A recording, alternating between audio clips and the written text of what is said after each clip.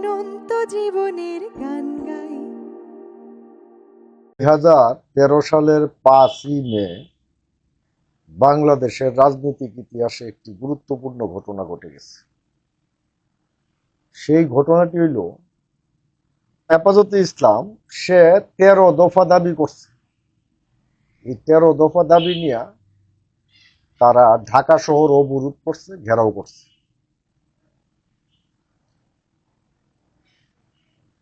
এই সময়টার মধ্যে লক্ষ লক্ষ লোক, লক্ষ লক্ষ কওমি মাদ্রাসার ছাত্র, সাধারণ মানুষ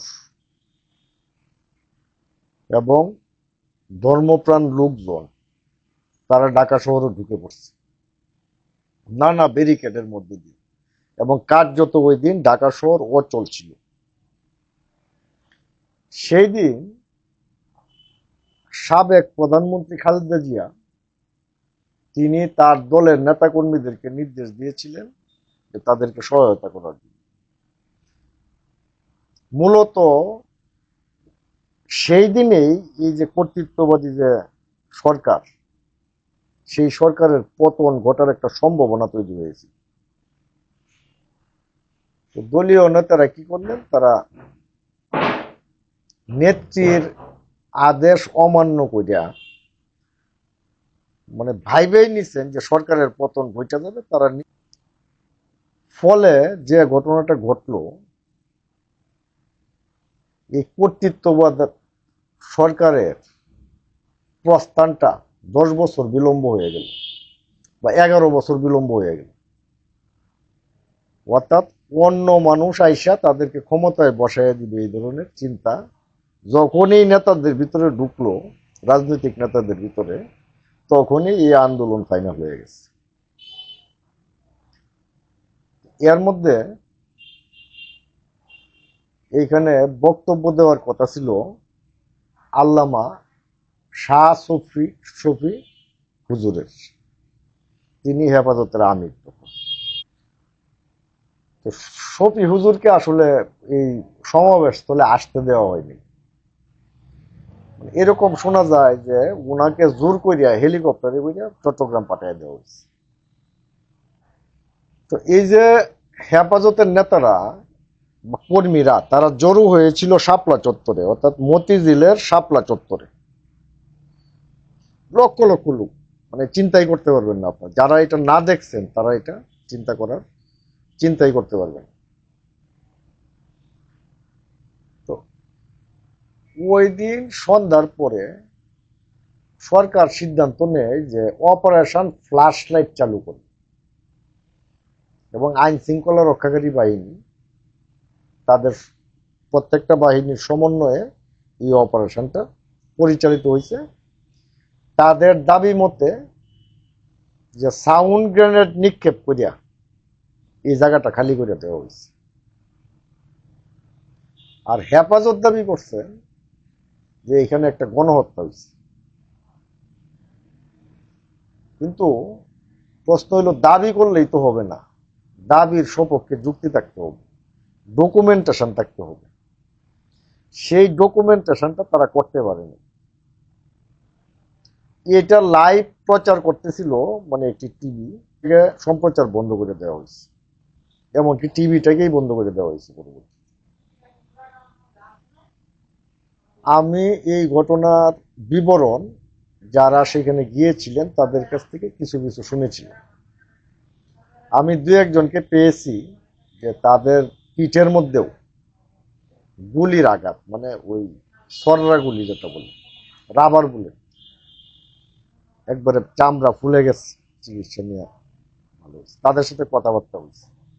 সবারই একটা কথা, অসংখ্য মানুষ মারিয়া হয়েছে, অসংখ্য মানুষ মারিয়া হয়েছে, সবাই এক ধরনের কথা বলে।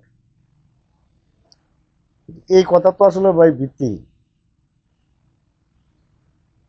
সরকার বলতেছে একটা মানুষও মারা যায়নি, বিনা রক্তপাতে এই জায়গা খালি করা হয়েছে, আর আপনারা বলতেছেন লক্ষ লক্ষ মানুষ মারা হয়েছে।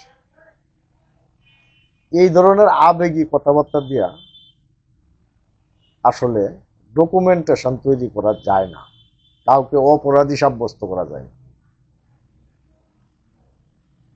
তো আমি ভাবলাম যে এটা নিয়ে আমি একটু লিখবো। তো লিখতে হইলে অন্তত পক্ষে ঘটনার যে পরম্পরা, এই পরম্পরাগুলি আমাকে জানতে হবে, কারণ আমি তো মফস্বলে থাকি, একবারে প্রত্যক্ষদর্শী নই। আমি দীর্ঘদিন এই শাপলা চত্বরের ঘটনা নিয়ে কেউ কোনো বই লিখেছে কিনা সেটা আমি খবর নিচ্ছি, প্রত্যেকের কোনো বই প্রকাশিত হয়নি।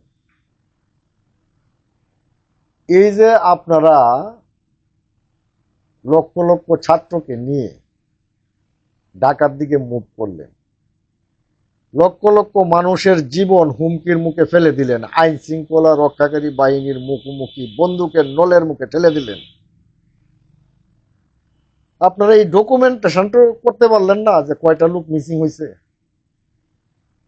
তাদের নাম ঠিকানা সংগ্রহ করে রাখতে পারলেন না। ভাবলাম যে ওই সময় সেটা প্রকাশ করলে আয়না করে আপনাদেরকে যেতে হবে, অথবা আপনাদেরকে মেরে ফেলতে। আপনারা যদি গোপনেও এই কাজটা করতেন, অন্তত আজকে এটার সঠিক পরিসংখ্যানটা পাওয়া যেত। এটা আপনারা করেন নাই। এটা না করার কারণে কি হয়েছে? এটা না করার কারণে কোনো একদিন এই গণহত্যা বা এই যে ঘটনা ইতিহাসের কালের আবর্তে হারায় যাবে।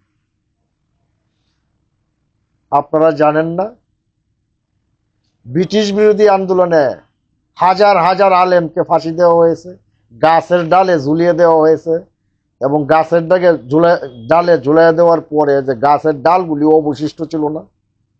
আপনারা কিন্তু জানেন, আপনারা লেখেন না কেন? কে না করছে আপনাদের লিখতে? আপনারা এগুলি করবেন না। আপনারা এগুলি না করিয়া আপনারা দেখবেন যে কার আকীদায় সমস্যা আছে। আপনারা দেখবেন যে কোথায় গিয়ে একটা মাজার ভাঙ্গা যায়। আরে ভাই, এটা তো ইসলামী রাষ্ট্র কায়েম হইলে পরে করতে পারবে, কিন্তু এই যে অত্যাচার, নির্যাতন এবং এই যে জালেমের শাসন ব্যবস্থার মধ্যে যে সমস্ত ঘটনাগুলি ঘটেছে এবং আলেম উলামারা নির্যাতিত হয়েছে, সেই বিষয়গুলি আপনাদের কলমে কেন তুলে আনেন না? আপনাদের বক্তব্যে কেন তুলে আনেন না? যেটা করার দরকার সেটা আপনারা করেন না, আর যেটা করলে ফেতনা সৃষ্টি হবে এই সমস্ত কাজ সারাদিনই আপনারা করে যাচ্ছেন। আপনি যখন একটা ডকুমেন্টেশন একজনে তৈরি করবে, এর পাল্টা ডকুমেন্টেশন যদি আপনি না তৈরি করতে পারেন, তাহলে ইতিহাসে কি আপনার সেই ঠাঁই হবে? আল্লাহর কাছে বিচার দিয়ে বসে থাকলেই কি হবে? এই ফেসিস্ট যা আবার ফিরে আসবে না, এটা কি আপনারা বলতে পারে? অথচ কতগুলি লোকের রক্ত আপনারা জড়াইছেন, আপনাদের কতগুলি বুকের রক্ত এই ঘটনায় গেছে আপনারা জানেন না। জানার পরেও আপনারা এইগুলি নিয়ে চিন্তা নেই। আপনারা চিন্তা হইলো ফেতনা ফেসাদের মধ্যে থাকবেন এবং আকীদা নিয়ে থাকবেন, এবং কাকে মুসলিম করা যায়, কাকে খারিজ করা যায়, এগুলি নিয়ে থাকবে। যাই হোক, আমি হয়তো বেশি বলে ফেললাম। আমি এই শাপলা ট্র্যাজেডিতে হেফাজতে ইসলামের যে সমস্ত লোক শহীদ হয়েছেন তাদের প্রত্যেকের প্রতি শ্রদ্ধা জানাই, এবং এই ঘটনার যে ডকুমেন্টেশন তৈরি হয় নাই, এর দায় হেফাজতে ইসলামকে নিতে হবে। এবং এই যে আলেম ওলামাগণ যারা নিজের রক্ত দিচ্ছেন, তাদের কথা যে আপনারা বলতে পারতেছেন না বা প্রতিষ্ঠা করতে পারতেছেন না তাদের বিষয়গুলি, এইটার দায়ও আপনাদেরকে নিতে হবে। ভবিষ্যতে আপনারা এইগুলি নিয়ে চিন্তা করবেন।